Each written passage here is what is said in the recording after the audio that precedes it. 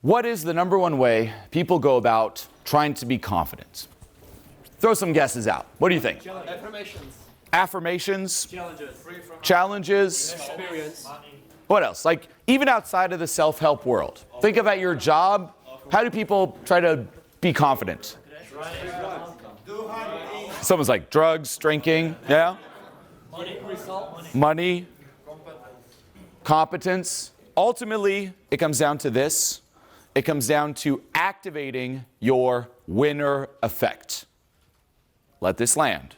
This is the foundation of confidence. It's activating your winner effect. Meaning, when you feel like you are winning, you will have access to more inner faculties. So take this situation. Say you hang out with people where you're, for some reason, put in a position of authority. It could be with some acquaintances where, from your metric, you view them as being less cool than you. Say there's 3 nerds and there's you, you're going to feel confident. Versus 3 people you think are outside your league. If you're suddenly put in the position where you're the boss at your job, you're going to feel confident in relation to your employees. Right? Because you feel like you're winning. Now, once you understand this concept of winner effect, I just threw a couple examples here, you will be baffled at how people try to chase this. They try to chase it constantly. Okay? The most common way is people will try to put others down. Why? Just what I talked about. If they're beneath you, in contrast, you feel like a winner. And you'll see people just get hooked on this. You might have some acquaintances. They're not very pleasant people to be around, but whenever you're hanging out with them, they might be trying to subtly diss you or make little jokes, right? Like, oh, you know, hey, we're going here. And you might say something, you're like, oh, what? Pfft. Anyway, or that's what you said, right? And you're just like, and they're just hooked on always trying to put others down. Why? It doesn't even have anything to do with that person. It's just, I need to feel like a winner. It's like a little ego boost. Okay? People will also do this trying to chase money, trying to chase validation. They're constantly trying to boost that winner effect. I have more this than that person.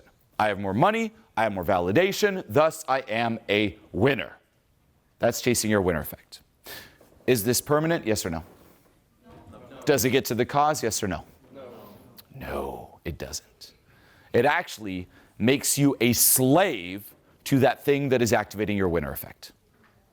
So, say for example, you're the boss at your job, then you might feel like a winner at your job. But then as soon as you leave that environment, oh no. So you're only confident there.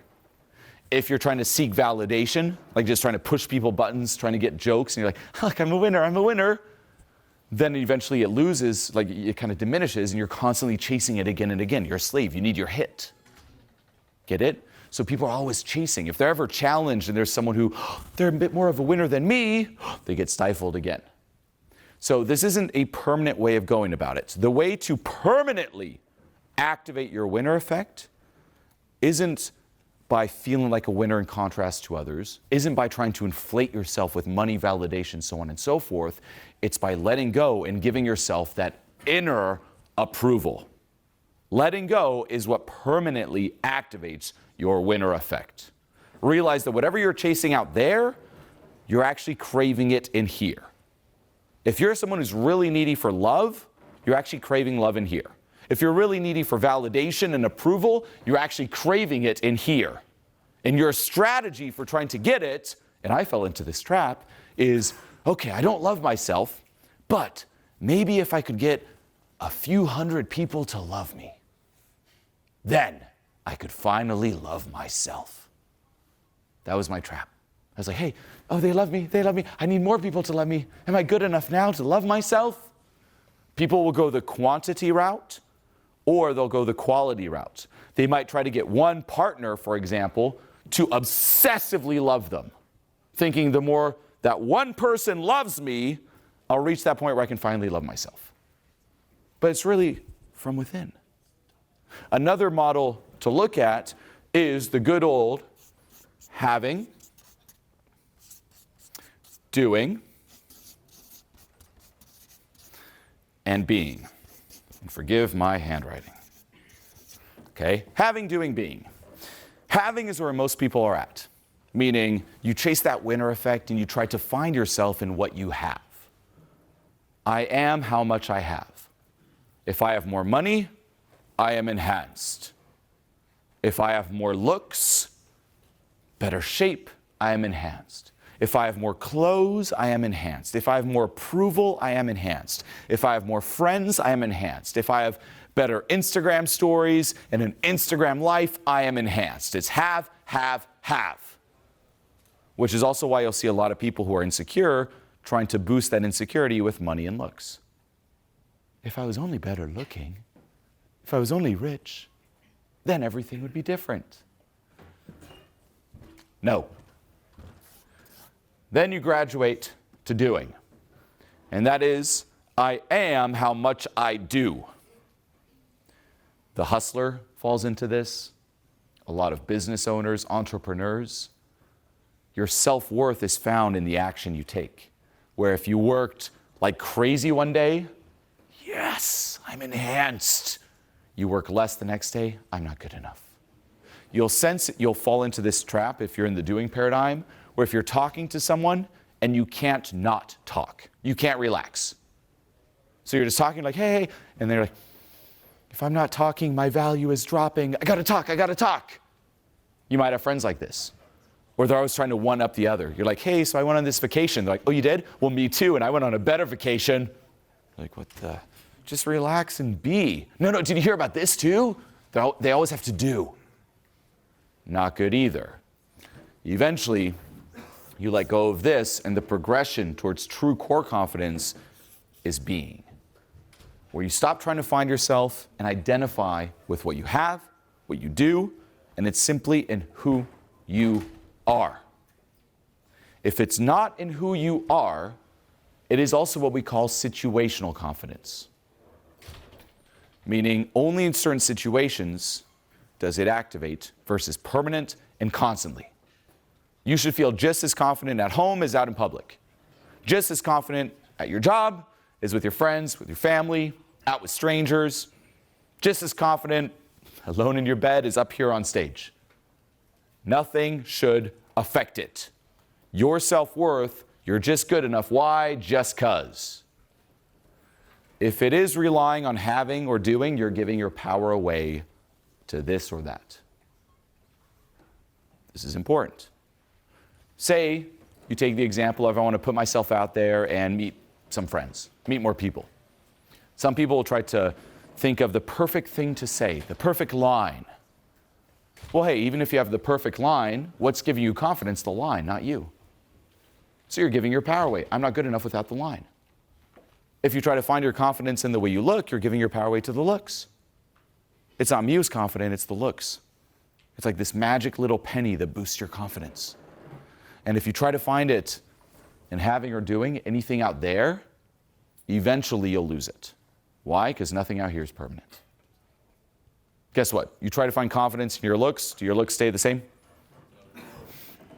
Try to find confidence in your money, your success, does that stay the same? No. Not just that, but if it's in the external, there's always someone who's better at it than you.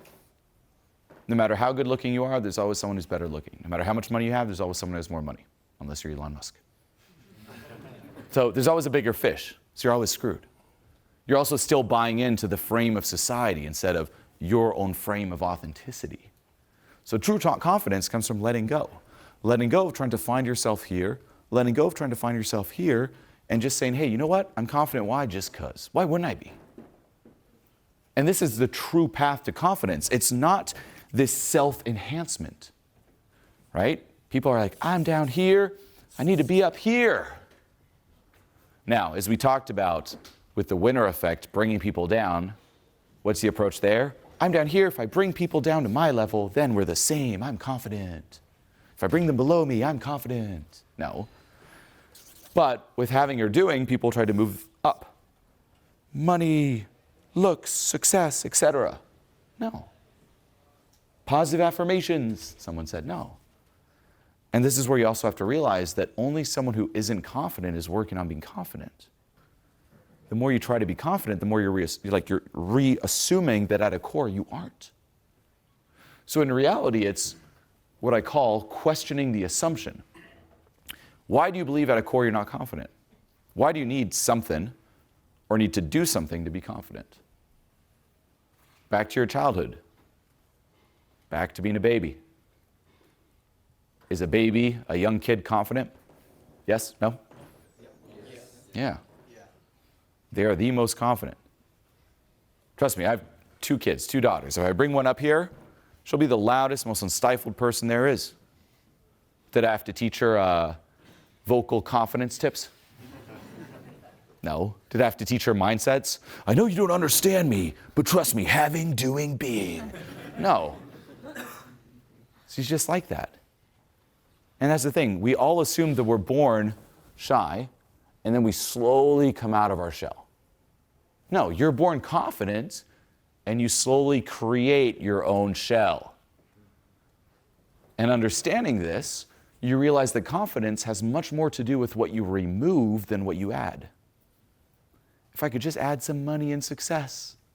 No, remove. What are all the things that are convincing you you're down here? What are the experiences, the conditioning, the thoughts, the beliefs? And this is why you hear me talk so much about letting go. Once you let go of all that, you're up here. And it's a permanent winner effect. It's getting back in touch with your default way of being before the conditioning.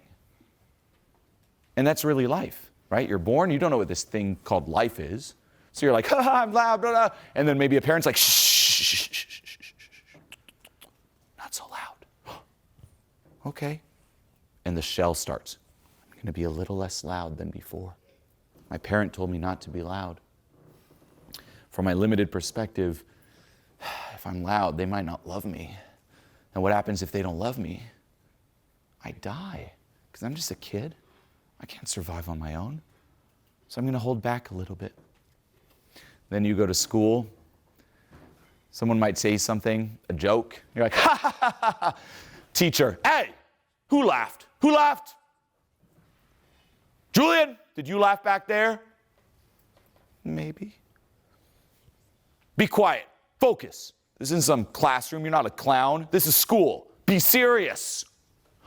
Okay, well, I better not laugh. Better not smile either. Expressing laughter is unsafe. The shell continues.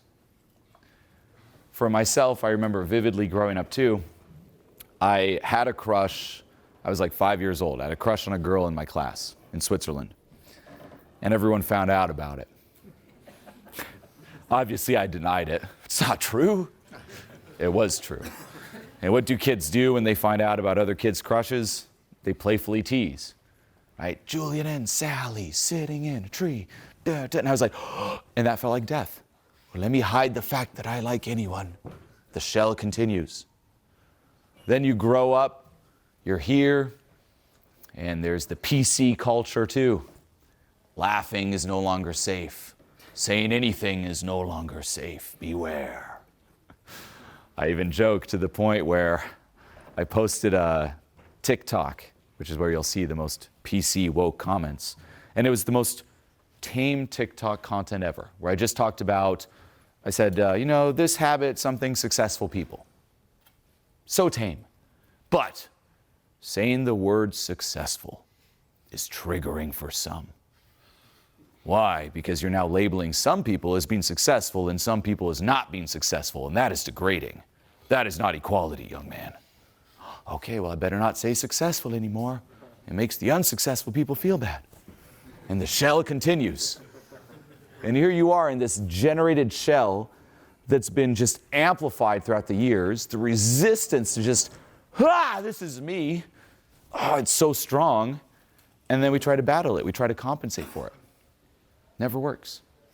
So confidence isn't about adding or compensating. It's about removing, letting go. Now, that doesn't mean, very important, then acting in a completely uncalibrated way. right? People misinterpret this when you also hear me say, hey, stop caring what other people think about you. Well, you could interpret that if you're very simple and say, stop caring, time to get naked. Now, what happened if I got naked right now? Half of you would run out, half of you'd run towards me. It'd be chaos. It would be chaos. So no, it doesn't, like, not caring what other people think doesn't mean being blind to it or having no social intelligence. But it's what we talked about before with being loud or being quiet. Is it by choice or not? So you're still aware of it, but you're not run by it. You're not a slave to it. That's the key difference. And then when you have that, it really gives off this magnetic vibe. Absolutely insane. And it even overpowers the content. Meaning that, especially when you're in person, say at an event like this, you feel it in a much more visceral way than, say, watching it online. But guaranteed that part of the, being modest, aura of this event, part of the magic that reels you in, that captivates you, isn't even so much what I'm saying. It's how I'm saying it. So part of the aura of this event isn't even in so much in what I'm saying, but how I'm saying it. So it's, are you loud, or quiet out of choice or obligation? Same content. So there's 3 paradigms, everyone. There's having, doing, and being. Most people find themselves in the having paradigm. Same exact content, but there's not the soul. Get it? Vibe over content. And then even in terms of humans, we're pre-verbal beings. Back to a kid, you don't even have a vocabulary to understand things first. So how do you learn? Through feeling. Through pre-verbal channels of communication. You got to get back in touch with that, and people sense it. That's why you hear terms like, there's just something about that person, something about them. And this is also why it's very hard to fake confidence. You can't. You can temporarily do it for some, sure, but eventually people see through it. Where it comes off is, there's just something a little bit off. They're saying all the right things. They have the perfect body language, but something is off. When you're truly confident, you can break all the superficial rules of confidence. Meaning, say we take confident body language, right? What do people say? Shoulders back. Hey everyone, I'm confident. Right? So it's kind of like, yeah, if you sit down, it's spread your legs, take up space, lean back. Yeah, be very aware of your body language. That's what people look for in confidence. Is that true? No. I mean, if you're not confident and you're just like, sure, it's a little bit better to be, hey, okay, shoulders open. But if you truly at a core are comfortable with yourself, confident in yourself, owning who you are, you can break those rules. Meaning, I can come up like this and be confident. Hey everyone, today we're going to talk about confidence and having amazing body language. So the first thing, are you like, but he's breaking the body language rules. You're going to be like this. I'd be like, so today everyone, here's what we're going to talk about. And I'm just chilling. And all is good. Breaking the rules. So confident. But is that confident body language? I heard the shoulders have to be back. I heard the shoulders have to be back. Do you get it? Again, very extreme example. But notice how vibe over content, vibe over any technique. We also call these honest signals, stuff you can't fake. People can fake the body language. You can't fake what I just did here in the vibe. Now, someone might try, they're like, you know what, that's the new body language trick. But then it'll come off to try hard, where they'll be like, ha ha, look how confident I am. And it's like, ugh. A little rushed, a little try hard. And that's what people are attuned to.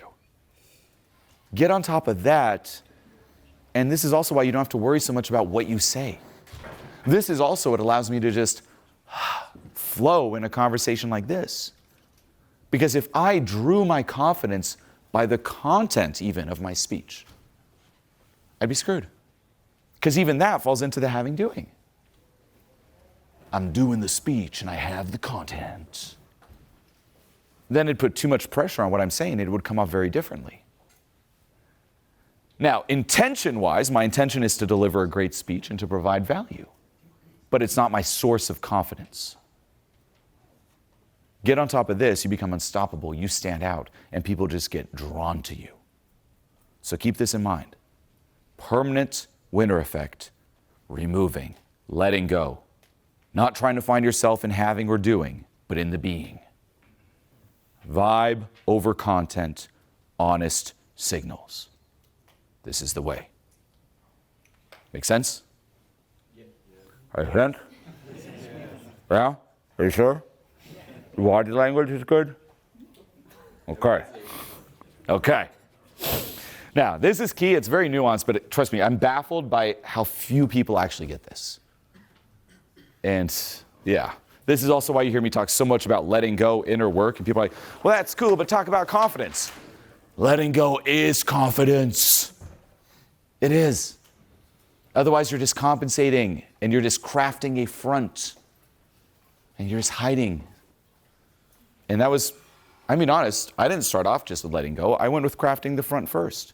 And it's better than nothing, but you always feel this constant heaviness, this pressure.